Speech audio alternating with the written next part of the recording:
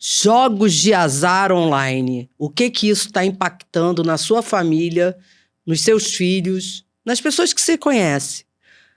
É tanta coisa acontecendo. O cenário atual do Brasil e no mundo está cada vez mais vivendo uma situação caótica, tanto com relação à saúde mental, quanto às políticas, à legalização. São muitas coisas acontecendo. E para a gente abordar esse tema hoje, eu trouxe Fernando Flores, que ele vai se apresentar, mas ele vem estudando muito o tema e a gente hoje vai estar dando um complemento ao último bate-papo que foi sobre jogos patológicos.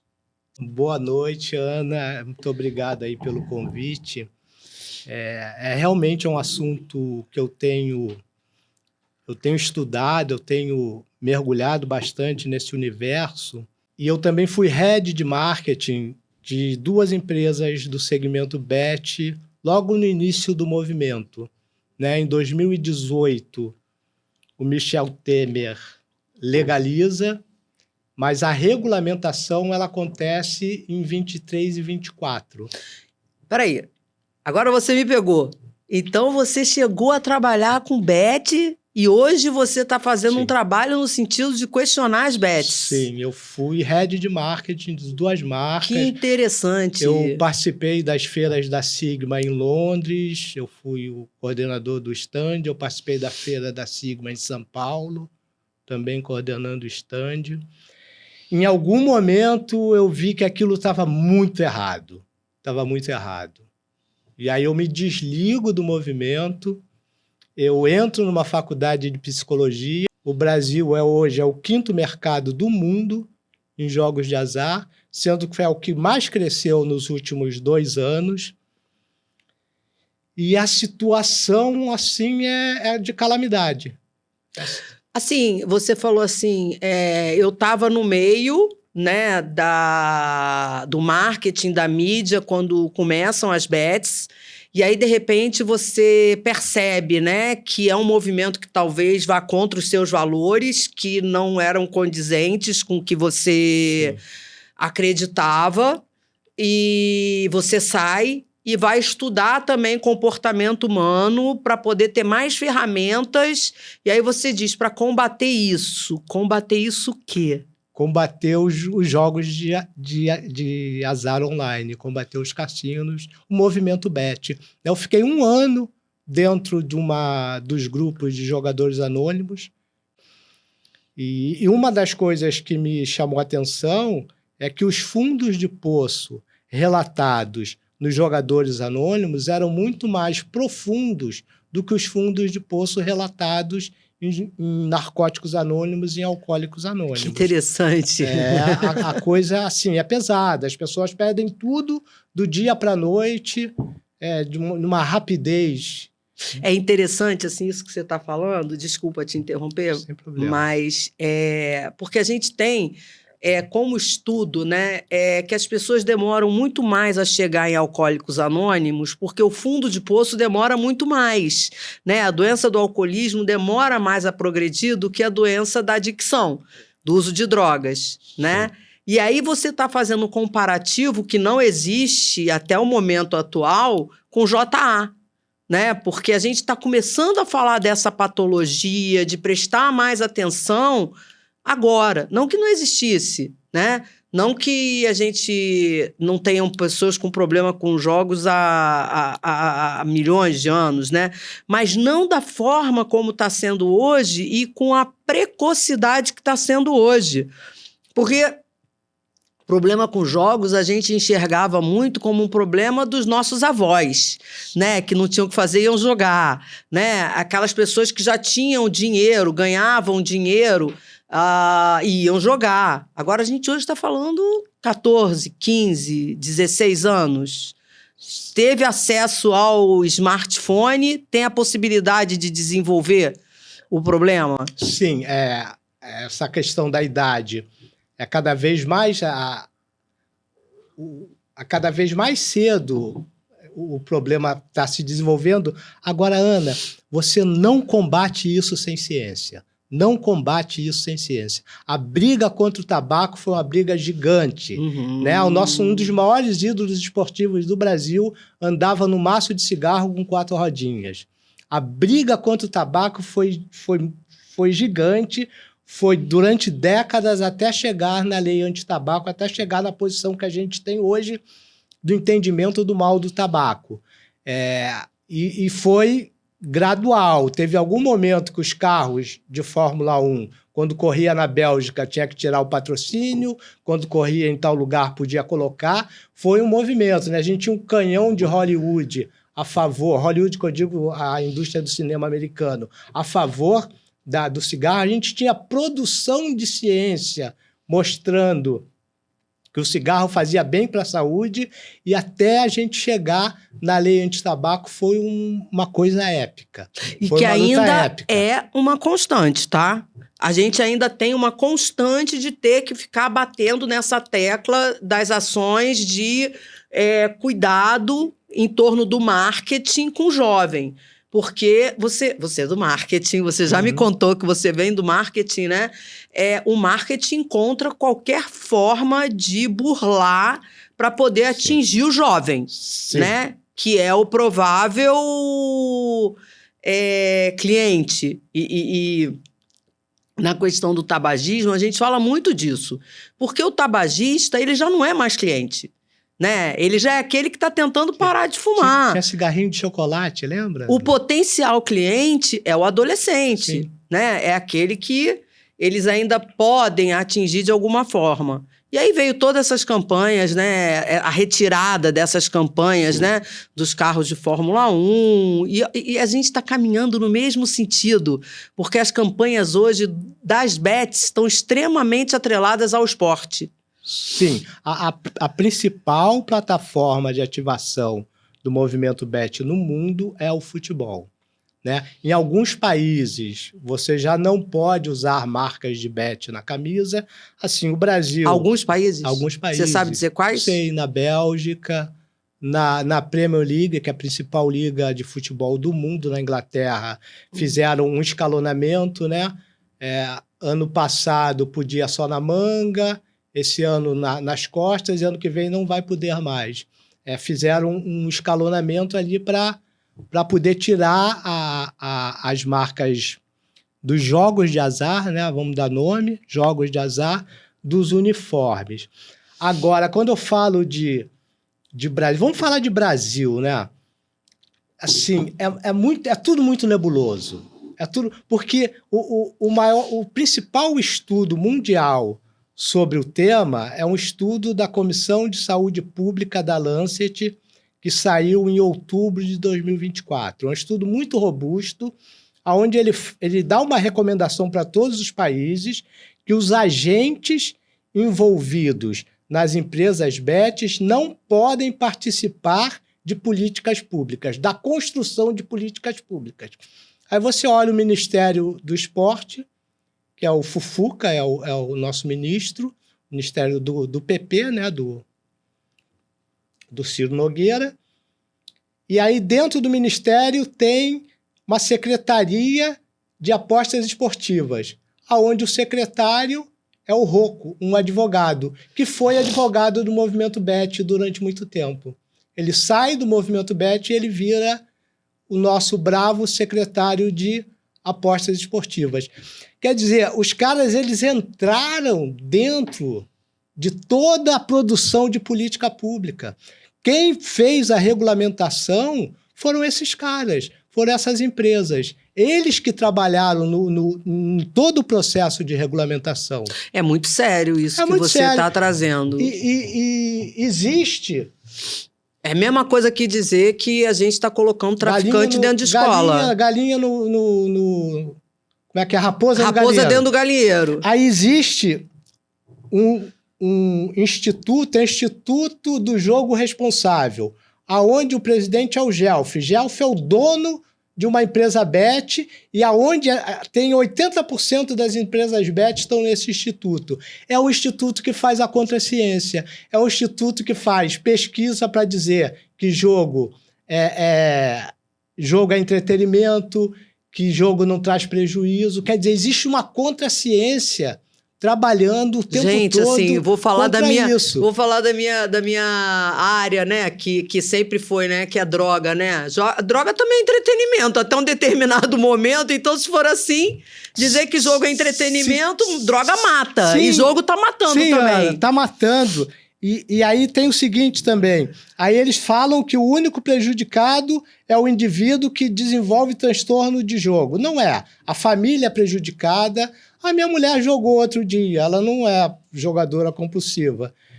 Nem desenvolveu transtorno de jogo. Mas perdeu R$200. Quer dizer, as pessoas não precisam desenvolver transtorno do jogo para ter um prejuízo. Uhum. É um mercado que ele vem trazendo um prejuízo econômico e um prejuízo para a saúde, para a economia popular e para a saúde.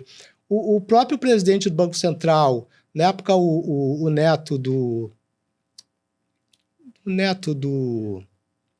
Antes do Galópolo, quem era o... Nome comigo... Não, era o neto do... Esqueci, me fugiu a memória. Ele mesmo colocou o número dos 20 milhões gastos do Bolsa Família rastreado ali por Pix para essas empresas BET. Né? Assim, o principal modelo de riqueza produzido, né? O principal modelo de riqueza desenvolvido pelo Homo sapiens, ele está ancorado na capacidade de confiscar bens alheios. O que essas empresas... Isso é historicamente, né? Os principais modelos de riqueza estavam ancorados na capacidade de confiscar bens alheios. Isso não tem muito o que discutir. Para isso, assim, Robin Hood. Foi assim, né? O Egito, né? O Império Egito, aí veio a colonização, veio o Império Romano também, era tudo confiscando bens alheios. Isso é só uma forma de produção de riqueza igual, baseada em confisco de bens alheios, um pouco mais sofisticada. Ele não produz, é um movimento que não produz riqueza. É um movimento baseado em confiscar bens alheios. Né? Então, não produz riqueza, não produz empregabilidade. A gente aqui está falando, né, para muitas famílias, para muitas pessoas que estão com problema dentro de casa, né, que estão sofrendo com os filhos, porque a gente passa da geração, né, da dependência de tela para uma geração de dependência de tela e jogos, né? Quem ganha com isso, Fernando? São coisas diferentes, né? Uma coisa é dependência de tela, né? Que é muito estudado. Mas né? Esses jovens migraram, né? Porque as bets convidam eles o tempo todo. Isso é uma coisa mais adictiva e mais prejudicial, onde a dependência de tela faz parte. Eu fui numa palestra, fui pela Estácio, um trabalho de extensão, num projeto social, onde tinha muito carente, né, em Nova Iguaçu. Tinha umas 80 pessoas, adolescentes, crianças, adultos. Aí, antes de começar a falar sobre transtorno de jogo, eu perguntei quem ali tinha celular. E todos levantaram o braço. E aí eu entendi, não é mais sobre inclusão digital, é sobre projeto de poder. Né? Quem brigou pela inclusão digital estava brigando pelo projeto de poder de alguém. Me explica isso melhor. Cara, assim, o mercado, né, o poder quer que todo mundo tenha o smartphone e esteja conectado. Uhum. A gente não vive mais sem isso. E é projeto de poder, não é... Hoje, nos países mais desenvolvidos, Austrália, não sei se foi na Noruega, o movimento é de desconexão.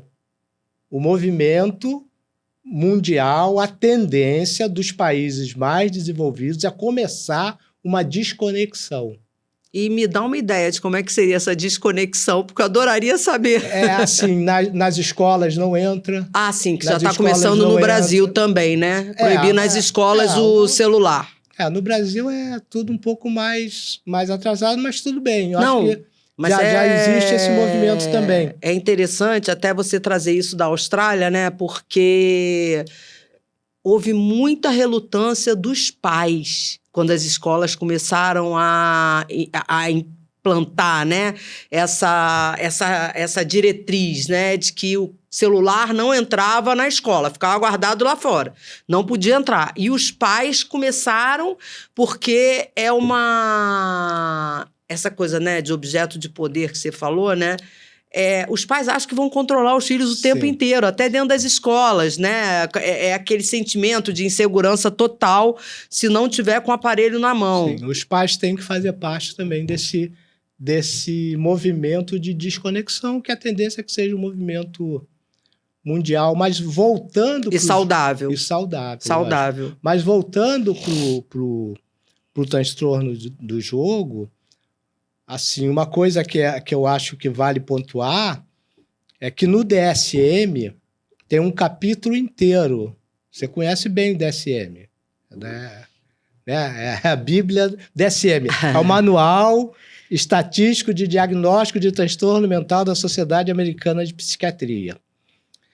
O DSM é onde todos os transtornos mentais estão catalogados. Existe um capítulo só sobre transtornos adictivos, onde ele vai fatiando por substância. Estimulante, cocaína, crack, anfetaminas, etc., opioides, ansiolíticos, né, clonazepam, zolpidem, etc. E aí, no final, ele está transtorno de jogo. Tá nesse capítulo. É o gambling disorder? Não, é transtorno de jogo. Não é transtorno de jogo. E o detalhe que tem uma nota dentro do DSM, uma nota explicando que o único transtorno que não é gerado por substância, mas já tem estudos robustos para colocar ele ali como parte dos transtornos gerados por substância é o jogo. Que afeta ali... Por causa do efeito dopaminérgico. Da recompensa, da dopamina. O jogo, ele é o único não substância que está no capítulo de transtorno por uso de substância do DSM. Tá? E aí eu digo mais, ele é muito viciante e adictivo, Ana, porque, por exemplo, eu vou dar um exemplo aqui. Eu jogava a loteria esportiva, aquela dos 13 pontos, uma vez por semana. Eu jogava com meu tio, com meu pai, a gente fazia ali, ficava torcendo. Tinha zebrinha? Era a zebrinha. Eu via o resultado no rádio, na televisão não tinha. Só que era uma vez por semana. E o poder... Isso tem estudos sobre isso, né? A gente está aqui falando de ciência. Se a gente cai no senso comum, a gente não progride. Existem estudos... Quanto o espaço entre uma dose e outra for menor da substância e do comportamento, mais viciante ele é. Sim. A cocaína, entre uma dose e outra, ela tem entre 30 e 40 minutos. O crack tem entre 1 minuto, 60 3 minutos. E o jogo, o slot, os jogos que a gente chama de caça-níquel, que são os mais viciantes... É 10 segundos, é 5 segundos entre uma dose e outra. Então, ele é muito viciante. Nós estamos com caça-níquel online também. A caça-níquel online. Uma coisa que é importante para entender esse movimento, eu preciso dividir em dois blocos. Apostas esportivas e cassino online. São 2 produtos completamente diferentes. Os 2 são viciantes, um é mais, outro é menos. E jogadores diferentes? São públicos diferentes que jogam também. Eu montei, antes de eu sair do movimento Bet, eu montei, a pedido de uma empresa Bet, um plano de compliance. De compliance para ele mostrar para a sociedade que ele estava preocupado com a saúde da população. Aí, dentro desse plano de compliance, eu fui conservador. É tudo igual. Eu coloquei, Ana, olha que interessante, de fechar as plataformas entre 2 e 6 da manhã. Você não faz transação bancária alta. Quem que joga entre 2 e 6 da manhã? Né? Uma pergunta. Eu preciso da ciência provar. Provavelmente é o transtornado. Entre 2 e 6 da manhã. Porque hoje eu acho até que eles jogam, né? não, mas eu não consigo afirmar isso porque eu não tenho pesquisa sobre isso. Aham. Senso comum. Mas quem provavelmente joga entre 2 e 6 da manhã já é o transtornado. E aí eu estava sentado, estava a diretora de marketing e estava o dono da empresa. Aí ele perguntou para a diretora de marketing qual era o faturamento entre 2 e 6 da manhã. Aí a mulher falou 4,5 milhões. Aí por mês isso daria uns 120 milhões, mais ou menos. Aí ele falou assim, Fernando, a tua ideia é muito legal, mas passa para a próxima. Assim, uma coisa também, Ana, que precisa, e está no estudo da Comissão de Saúde Pública da Lancet, é que essas empresas elas precisam abrir os números delas para pesquisa, para as universidades, para pesquisa científica. Eles estão fechados. Eles não passam nada para ninguém. Não passam nenhum dado. Nada. A gente precisa saber quem joga de madrugada, a gente precisa saber a diferença de faturamento de aposta esportiva para cassino online. Eles não passam esses números, é a orientação do estudo da Lancet. Abrir esses números para pesquisa científica. Mas, assim, no Brasil, eles estariam submetidos a quem para que abrissem esses dados? Assim, diretamente à Secretaria Nacional de Aposta Esportiva, com o nosso bravo advogado Rocco, que foi o advogado das bets. Que já foi criado em função das bets. Ele foi advogado. Eu não estou fazendo juízo de valor. Eu estou colocando uma informação que eu coloco em qualquer lugar que eu estiver. O Rocco é o nosso secretário de aposta esportiva. O Rocco é advogado. O Rocco foi advogado do Movimento Bet. Ponto. Informação. Relatar fatos. Eu sou jornalista, 40 anos de jornalismo. Então, eu posso falar isso, não tem problema nenhum. Não estou criando juízo de valor. Não. Mas aí eu venho com o estudo da Lancet. É a compreensão de um processo, né? Aí o estudo da Lancet sugere que as políticas públicas não sejam influenciadas por agentes desse segmento, desse mercado. Isso é preciso que se faça política pública sem a interferência de conflitos de valores, né? Das empresas. E me parece que hoje a gente está tendo total, né, interferência. Sim. Né? Sim. Você sabe que uma vez eu fiquei, né, assim, aconteceu um fato, né, de uma lei que tinha ido para ser votada, né, com relação a, como teve do tabaco, a retirada das propagandas da bebida alcoólica, né, e que me foi dito, né, que era quase impossível de tirar, por causa do poder da indústria da bebida alcoólica, né? E como a gente não pode, você que é jornalista, você sabe disso, né? Falar contra isso em nenhum meio de comunicação, porque os meios de comunicação vivem da propaganda. Então, assim, a gente fica meio... Porque o Bets cresceu no meio do marketing, da mídia, de uma forma que como é que a gente vai pensar em prevenção junto a esses jovens, né, que estão entrando nesse processo que parece que é uma brincadeira, mas que é um adoecimento. O que entra de dinheiro, bet, na mídia hoje são bilhões e bilhões por mês. A Bandeirante é dona, tem a Bandbet. Então, como é que você vai falar sobre isso? Quem que vai te dar algum espaço para falar sobre isso? Existe, né? Mas realmente, assim, a mídia ela ganha muito dinheiro com esse movimento e dificulta você poder falar do mal que isso está trazendo para a sociedade. E hoje, com todas essas pesquisas que você está realizando, né? Você me mostrou alguns relatórios aí que você tem a perspectiva de dar entrada, né? Uhum. Não sei se já é um projeto de lei, tentativa de um projeto de lei. Qual é o teu sonho com isso? Aonde você quer chegar?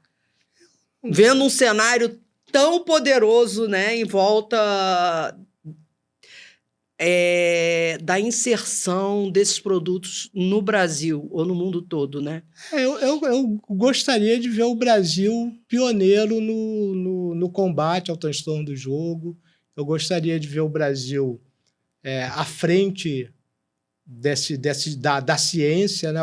As universidades me ligou uma mestrando, acho que eu te mandei até o WhatsApp dela, uma mestrando da PUC, que está fazendo o mestrado dela sobre o movimento BET. Eu não entendi ainda o mestrado dela, mas me indicaram... A tese de mestrado, ela é da área de saúde mental? Não, ou ela é da área de administração. Administração. Aí... porque está todo mundo, né, preocupado. Todo mundo preocupado. Né? E aí eu tenho um encontro com ela e eu quero entender o estudo dela para trazer para a gente também. A gente montou, não fui eu que montei, o secretário, o João Pires, né, secretário municipal de Defesa do Consumidor, fez uma audiência pública, foi muito legal. A gente está tentando fazer uma outra audiência pública no início de março. Março vai acontecer no Rio Centro o maior encontro das empresas BETs no Brasil. Em março? Março, de 3 a 5 de março. Eu pesquisei todas as palestras, tudo que tinha de conteúdo, não tinha uma linha sobre saúde. Quer dizer, eles estão galopando. E aí eu queria fazer essa audiência pública na Câmara dos Vereadores nesse período, para fazer ali um contraponto. É uma forma de você ir tentando combater esse movimento. Eu acho que, como eu falei, o que combate esse tipo de movimento a gente já sabe, é a produção de ciência. A produção de ciência, a produção científica, é comprovar o que a gente está falando, ponto a ponto, e eu acho que é um movimento natural. Assim, e assim, agora vai dentro demorar. de tudo isso, né, que você está trazendo, né, você falou agora, né, eu gostaria de fazer uma audiência pública, né, na Câmara dos Vereadores. Agora, sim, você enxerga algum movimento de alguma área do governo brasileiro buscando mitigar esse problema das bets? De forma muito tímida. De forma muito tímida. O governo tem que entrar mais nisso. Talvez não dê voto, talvez não seja interesse. Assim, estão deixando a coisa andar, não estão mergulhando nisso. Eu tenho uma lista, que eu estudei legislações do mundo inteiro e eu fiz uma lista bem robusta de ações para mitigar o crescimento do transtorno do jogo no Brasil. Quais são essas ações?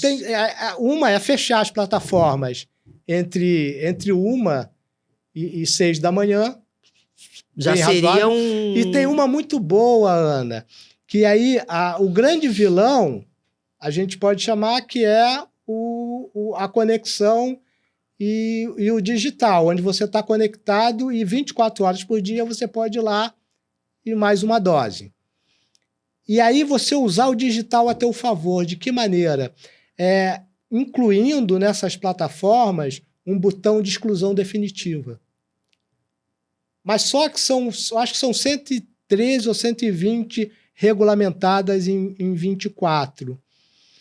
E 23 ou 25? 120, em torno de 120 plataformas, 120 plataformas se regulamentaram no Brasil em 2024, pagaram uma ortoga de 30 milhões cada uma. Esse que eu estou falando, essa exclusão definitiva, a gente podia ter um botão no gov.br onde a pessoa que não quisesse mais passar por aquilo, entrasse ali, colocasse o CPF dela e ela automaticamente seria excluída de todas as plataformas dos jogos de azar de cassino online legalizadas no Brasil. Uhum. Isso aí é muito fácil. Seria o melhor dos mundos. Inclusive, essa exclusão definitiva podia partir de familiares, de laudos médicos, uma coisa bem fundamentada, falar esse sujeito não tem mais condição de continuar nesse caminho. Então, de estar tão exposto a uma situação de risco, isso né? quer dizer que ele vai parar de jogar? A gente sabe que não. Ele pode pegar o CPF de alguém, ele pode entrar numa plataforma que não esteja regulamentada. Tem outros caminhos. Existem plataformas não regulamentadas também. Existem plataformas não regulamentadas. Mas o grande prejuízo que quem traz para o Brasil são as regulamentadas. Porque as regulamentadas vão falar que quem está trazendo prejuízo para o Brasil são as não regulamentadas, e não são. São elas que estão trazendo prejuízo. Isso é um dos estudos do bunker de contra-ciência. Né? Teve agora uma votação no Congresso para subir o imposto e não passou. Não passou por briga da oposição com o governo do que... Subiu o imposto dos jogos. Dos jogos. Não passou. Porque teve uma época que não era... Não era não recolhia, nada. Né? Não recolhia. Desde a época que o governo Temer legaliza essas plataformas, até a regulamentação nunca recolheu nada. Uhum. Passou a recolher depois da regulamentação, que começa em 23, em 24 as empresas começam a pagar a ortoga, que é uma ortoga de 30 milhões, valendo 5 anos. Uma outra coisa fundamental, para mim, é banir cassino online. Esperar vencer a sortoga para cumprir o que foi combinado, para não passar por cima disso. Como é que foi isso de cassino online? Porque se a gente tem um cassino proibido, né? Você não pode ter casa de bingo, você não pode ter cassino... Isso, aí eu te explico. É contravenção, né? É contravenção, assim, mas... no meu momento ali de head de marketing, quando você procurava uma grande empresa de mídia para anunciar, não vou falar o nome delas aqui, que eu quero sair daqui empregado. Ela falava que só podia anunciar aposta esportiva. Né? A cassino online não podia anunciar. Mas só que o cassino online entrava... na plataforma ia ter. Na hora que você clicasse para jogar a aposta esportiva, ele entrava. A primeira coisa que ia ver ia ser os jogos de slot, que são os mais perigosos, né? Que é o tigrinho e a sua companhia. Entendeu? Entendi. E aí toda essa massa de influenciadores, todo mundo... É um movimento muito nocivo para a economia popular e para a saúde popular. E em países mais desenvolvidos nem existe. Já foram banidos. Ou muito... Em que país que já foi banido? No Oriente, na Arábia, na China, né? Certos países, no Catar, você não joga, não existe. Não joga. Não existe. Não existe. E aí vem o discurso liberal, que também não assim, o discurso liberal vai falar o seguinte, Ana, eu faço o que eu quiser com o meu dinheiro, eu ganho meu dinheiro, se eu quiser jogar eu jogo, se eu quiser beber eu bebo, tudo bem, individualmente é um discurso até aceitável, um discurso liberal, mas eu não posso permitir que um grupo de pessoas se junte, crie um mecanismo para trazer prejuízo para a economia popular e para a saúde. Aí eu não posso permitir. Que cada um faça o que quer com o seu dinheiro, ok, mas não é sobre isso. Não é sobre isso. Eu estou falando de um grupo de pessoas que se juntou, criou um mecanismo para trazer prejuízo para a economia popular e para a saúde pública. Eu acho que é de uma forma muito inconsequente, né? Jogar com a saúde mental da nossa sociedade, jogar com a saúde mental dos nossos jovens que não estão preparados, assim, até nível de formação neurológica, né? De controle do impulso, né? Ele vai ali, ele joga, ele libera a dopamina, ele tem uma sensação de prazer imediato e ele vai jogar mais, sem a menor possibilidade de princípio de realidade. Sim, né? Perde completamente. Teve num local que eu trabalho, o garoto chegou e falou, caramba, perdi meu salário todo no ônibus. perdeu R$ 1.400 no ônibus, vindo trabalhar. Chegou no trabalho, pediu ajuda. No ônibus? No ônibus, perdeu os 1.400 no ônibus. Então, assim, a possibilidade da perda é muito rápida. É muito rápida, é muito rápida. É impressionante, cara. Assim, não é nem a cocaína online, é o crack online. Uhum. É o crack online, entendeu? A devastação é muito rápida. E é uma devastação que a gente sabe que é da família inteira, né? E não é só o transtornado, quem desenvolveu o transtorno do jogo, que é prejudicado. É a economia, é a sociedade, é a saúde mental. Assim, não faz sentido. E assim, uma coisa que me preocupa bastante, né? É que como é tão comum você estar com esse ser na mão, né? Eu acho que demora muito tempo para as famílias detectarem o problema. A pessoa não chega, assim, transtornada em casa, ela não chega sob efeito de álcool, ela não cheira álcool, ela não chega aparentemente, aparentando, né, tá sob efeito de maconha ou de cocaína, ela tá olhando o celular. Sim. Até os sintomas aparecerem, que é lógico que a gente vai falar de sintomas, né, de comportamentos, né, que vão... evidenciar o problema. Evidenciar que existe algum problema. Um dos primeiros é o descontrole financeiro. Mas Ana, assim, como critério diagnóstico, a gente entende que são 3 pilares que classificam o critério diagnóstico. O primeiro é repetição de padrão. O segundo é prejuízo. Prejuízo social, prejuízo relacional, prejuízo no trabalho, prejuízo nas relações. E o terceiro é a dor emocional, é a dor psíquica. E rapidamente esses 3 pilares que vão gerar o diagnóstico, eles são identificados no portador de transtorno de jogo. Assim, mas é a coisa, não tem cheiro, né?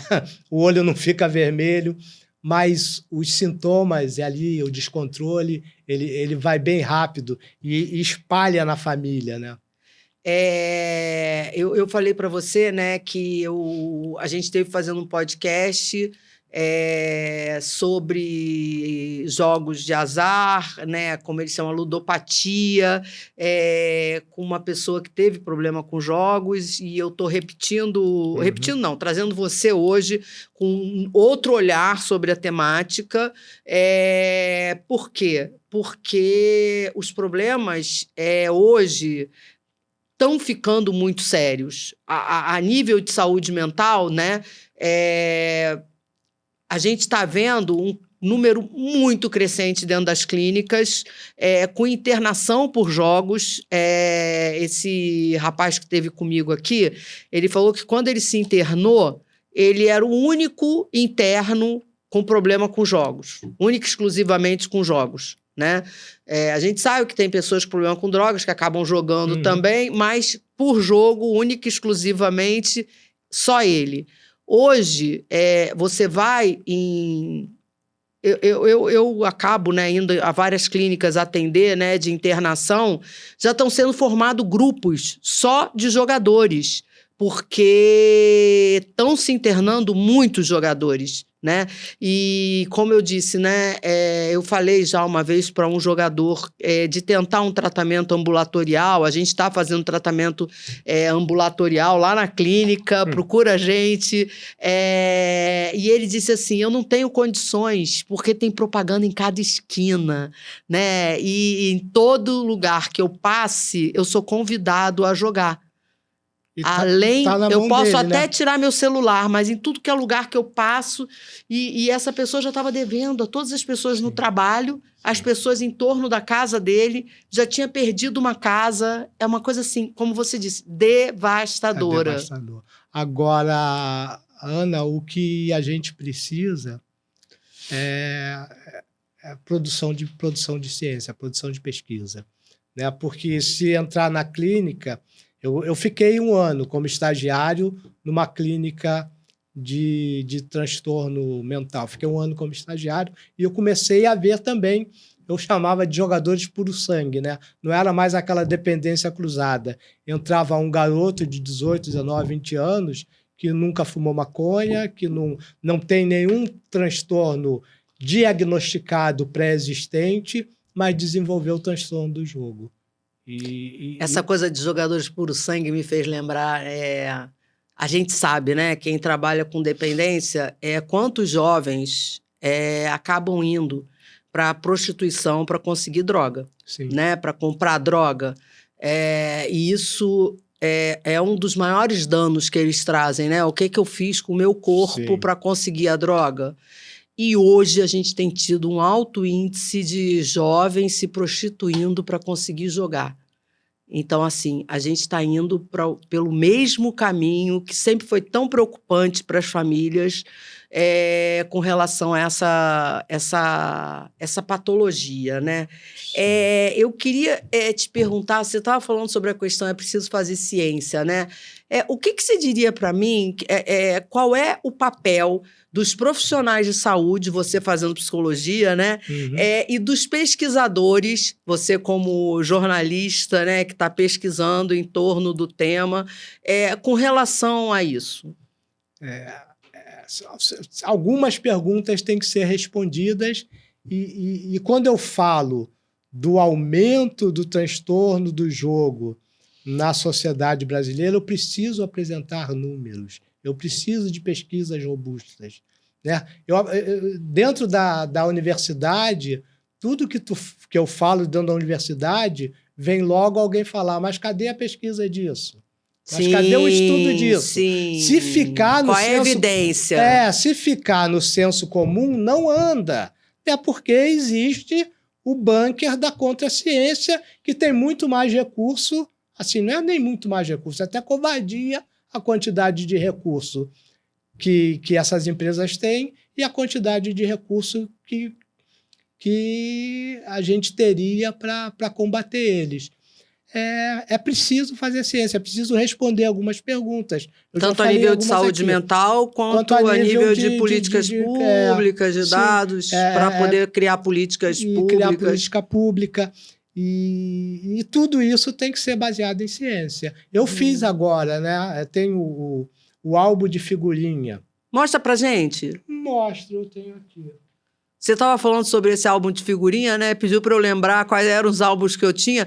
Eu acho que eu tinha a Turma da Mônica, tinha do time da Seleção Brasileira, tinha talvez Sítio do Pica-Pau Amarelo, eram os álbuns que eu lembro. Tinha Suzy, Barbie. Eu tinha uns, eu gostava bastante. E no colégio a gente batia fazia o bafo, figurinha, né? Eu mostro aonde? Ó, esse aqui é um álbum do Campeonato Brasileiro. Foi lançado quando? De 2025.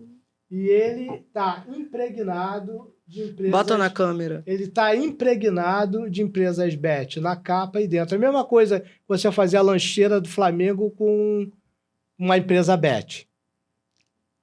Não faz o menor sentido. Quer dizer, fazer o material... Aí eu preparei uma peça que eu quero entrar no Ministério Público. Deixa eu dar uma olhada. Contra a empresa que faz o álbum.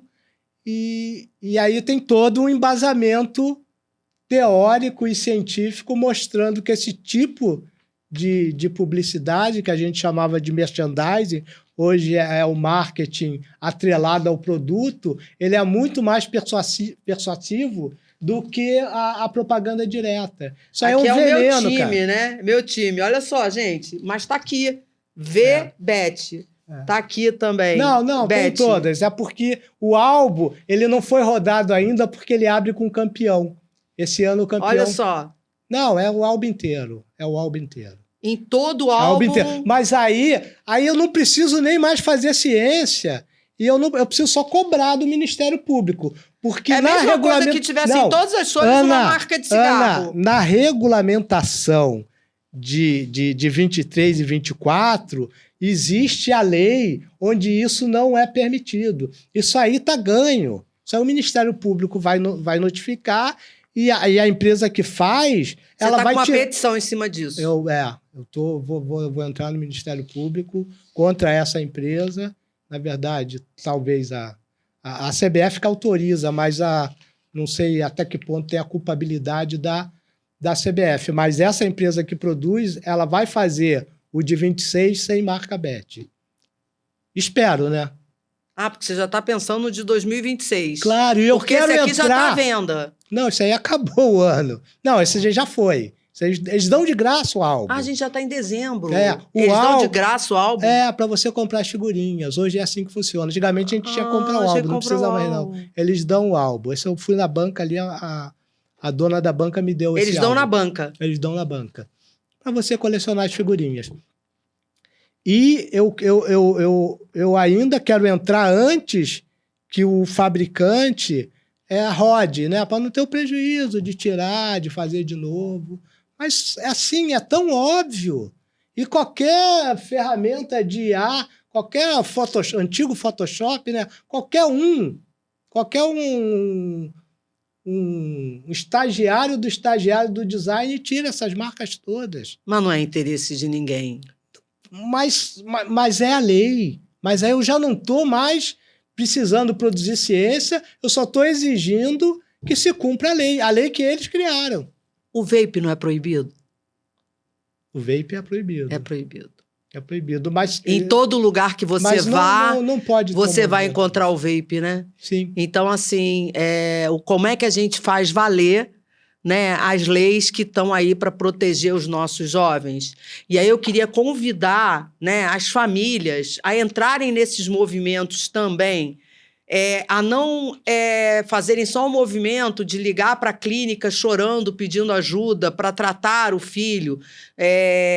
Porque, assim, eu tive lá, vira e mexe, eu estou lá em Brasília, né, com os deputados. A gente que quer fazer política, quer fazer prevenção, né, política de prevenção, a gente tem que ir até lá. Sim. Né? E aí eu vi vários movimentos embaixo ali da Câmara, né? E aí tinha um movimento indígena, o movimento de luta pelas mulheres, mas ninguém luta pelas dependências. A gente fica meio que o grupo do eu sozinho, né? Que foi o que eu te perguntei. Qual é a causa que te move? Porque a gente que faz esses movimentos de ação preventiva, de criar políticas para acabar com isso que está destruindo com o nosso jovem, com a nossa sociedade, não é só com o jovem, né? Com pessoas já adultas, né? Parece que é uma causa própria, individual. E não é. Né? É uma coisa muito maior. A gente está aí encerrando e eu queria te perguntar assim, o que você vê como um provável cenário desse problema nos próximos anos? Assim, hoje, como eu falei, a gente vive a tempestade perfeita, né, do crescimento de transtorno de jogo. Mas a gente precisa medir este crescimento para poder colocar na mesa, para poder levar para Brasília e para os órgãos que vão poder ajudar a criar mecanismos e leis para impedir que esse crescimento... Mas hoje a curva... Eu não vejo essa curva de crescimento de transtorno de jogo diminuindo nos próximos anos. Eu não vejo. O que eu fiz, eu criei uma campanha do zero, que é uma campanha de prevenção e esclarecimento do transtorno de jogo. Uma campanha que a gente pode levar para um condomínio, para um clube, para uma associação de moradores, para, enfim, para uma empresa, para escolas. Eu criei uma campanha, toda ela com referencial teórico, uma campanha de rede social, uma campanha com material impresso. Eu posso mostrar o material impresso? Pode, claro. Você tem algum Instagram, alguma coisa, Fernando? Não, mas eu não tenho Instagram pessoal. Mas que fale dessas campanhas, desse movimento? É um folhetinho que eu vou falando do cenário, da proliferação da plataforma, do marketing agressivo. Deixa eu mostrar aqui para você. Resultado. Aqui, gente. A nova pandemia, né? Foi você que escreveu? Fui eu que escrevi. O cenário, a proliferação das plataformas. Como é que as pessoas podem ter acesso a isso, Fernando? A campanha ela tá pronta. Eu estou tentando viabilizar ela. Isso significa apoio. Eu preciso de apoio Apoio para levar político ou ela, patrocínio? para levar ela para. Mas já está tudo encaminhado. Depois eu queria Resultados. a cocaína online, o que é o jogo O que é o jogo patológico. patológico. Aí essa página do centro é bem legal. Aí Essa não. Não, essa não. Essa dificuldade, mas a gente falou desse tema. Essa aqui é legal, que é o critério diagnóstico ok. do DSM. Sou um jogador e assim, patológico. uma importância enorme disso chegar nas famílias, né? O critério diagnóstico. E eu vou do te DSM. ajudar nisso. Tá, então, Pode ter certeza. Tamo junto. Porque assim, quando eu tive... Porque quando eu tive lá em Brasília, o objetivo era que a gente pudesse levantar verbas para campanhas de prevenção, né, junto aos jovens. E uma das grandes preocupações aonde eu estive, né, é isso. Né? A parte impressa, uma coisa... Não, é jogo. É jogo. Sim, é jogo. Sim. Quer dizer, droga já vem aí como uma causa, né? O investimento em comunidades terapêuticas, em campanhas de prevenção. Tá largado, né? E hoje o que a gente faz com relação a essa pandemia que a gente está tendo com jogos, né? Como é que a gente starta campanhas de prevenção? A minha bandeira sempre foi a prevenção primária. Sim, né? Sempre, eu acho que tratamento é uma consequência. Esclarecimento e prevenção, essa é a campanha. Quando eu atuo no tratamento, né? Eu sempre digo assim, cada paciente que chega é a prevenção que eu deixei de fazer.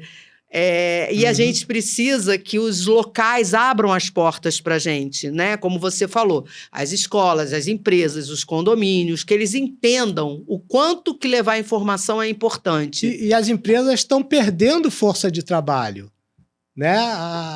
Tá trazendo prejuízo para a economia. Assim, essa campanha, hoje a gente tem no Brasil 5.500 municípios. Da legalização e dos impostos que esse movimento gera, 0 vai para o município. E o munícipe, ao invés de comprar na vendinha, de gastar o dinheiro dele no município, ele gasta aqui. Então, ele está trazendo prejuízos para o município. O CEO do Grupo Açaí Atacadista, na última reunião de acionistas, falou que o movimento decresceu do Grupo Açaí Atacadista, um dos maiores atacadistas do Brasil. O CEO falou na reunião de acionistas que o que estava fazendo o movimento cair eram as empresas BET. E o Nubank também está muito incomodado. A gente tem que chegar nos players grandes que estão incomodados. Se você bota R$1 numa empresa BET, através do Nubank vem uma mensagem. É isso que você quer fazer com o seu dinheiro mesmo? Tem certeza? Que legal! As empresas BET surtaram, Ana. Que legal! Surtaram atacando o Nubank. É isso que você quer fazer? É para lá que você quer levar seu dinheiro? É isso. Eu acho que o movimento é esse, procurar né? esses players mais... Não. E essas mensagens subliminares, né? Sim. Do mesmo jeito que eles mandam essas mensagens, que outros canais entrem para falar de prevenção. Mas aí né? De autocuidado. O sistema financeiro está incomodado. Os grandes atacadistas estão incomodados. As prefeituras têm que estar incomodadas, porque não... E as grandes empresas, porque eu trabalho direto, né? Como eu trabalho com hospital dia, ambulatório, internação, eu trabalho com planos de saúde, então eu trabalho com muitas empresas. Sim. E as empresas estão muito incomodadas porque os funcionários deles estão tendo que sair para tratamento. Perde força de trabalho, perde dinheiro. Trazem um prejuízo para dentro da empresa que, como tem um endividamento compulsivo, esse endividamento gera muito empréstimo junto aos bancos, né? Mas aos colegas dos setores. Então, assim, o problema é uma bola de neve que vai num crescente.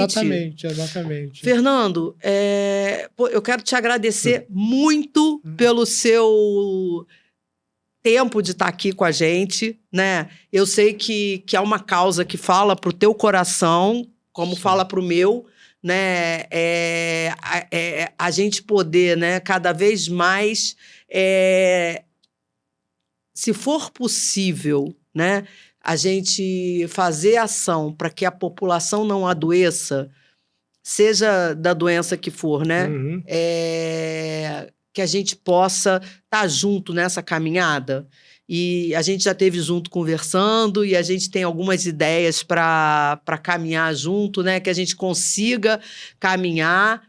Eu queria que você, se pudesse, deixar um recado para as famílias que estão aí em sofrimento, que estão aí perdidas. Não aposte seu futuro.